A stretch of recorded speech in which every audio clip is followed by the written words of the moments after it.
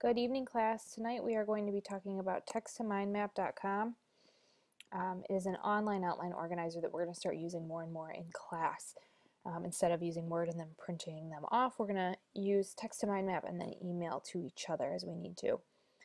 As you can see, your outline is over here on the left, and then it creates this nice mind map, or as we sometimes call it, a web over here for you. Instead of using their default to show you, I'm going to create a new one.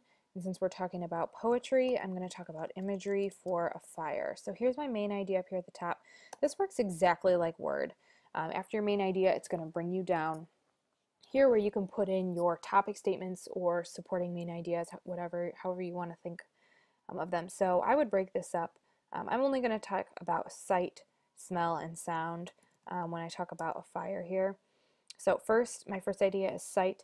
I'm going to hit enter and then tab to come over and talk about all the things that I'm seeing underneath sight. So I'm seeing flames, I'm seeing billowing smoke, I'm seeing commotion, people running around. For example, this is probably pretty good. I'm going to hit enter and then delete to go back to my topic statements or supporting main ideas. So sound, and then again enter and tab just like you would on Word, and I can hear crackling, people yelling or screaming even, and then when I talk about smell, again you're going to hit enter and then delete to come back, and then enter and tab to talk about those remaining points underneath.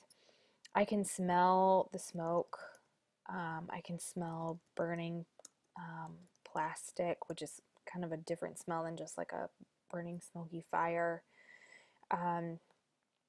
If it's really hot outside, maybe you can smell the pavement around the house, or on the street near the house. Everything around there gets really hot.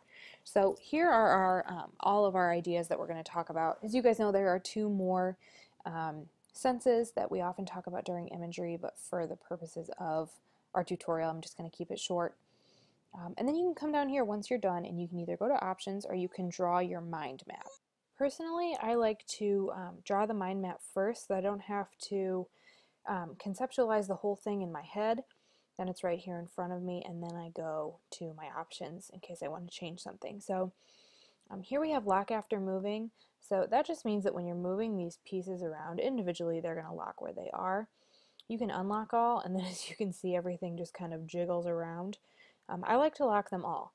And the reason I like to do that is because then no matter what I'm moving, everything stays exactly where it was. And then I can kind of organize this in a really orderly and professional way.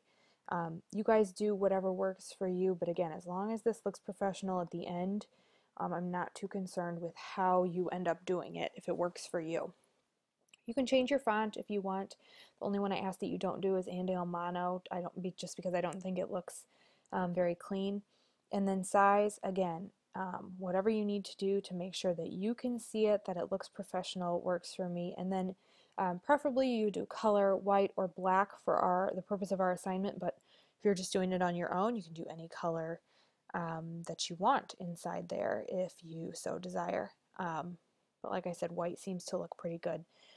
And then you can change your color by level or by branch so that your topic statements or supporting main ideas are all the same color, and then all your evidence and support under that is the same. I like to do it by branch just because, again, that's the way that my mind works. The only thing that I ask is that if you get into like 6 and 7 branches, some of these colors will start to look similar. Try to get them pretty different colors so that I can see exactly where everything's going.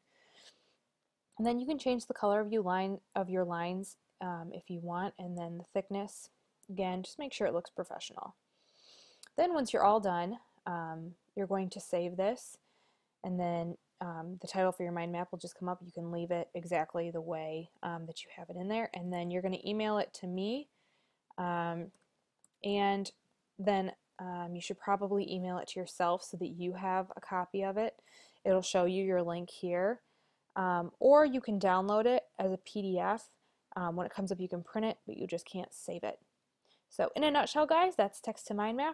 I hope this worked out well for you, and I'll see you tomorrow.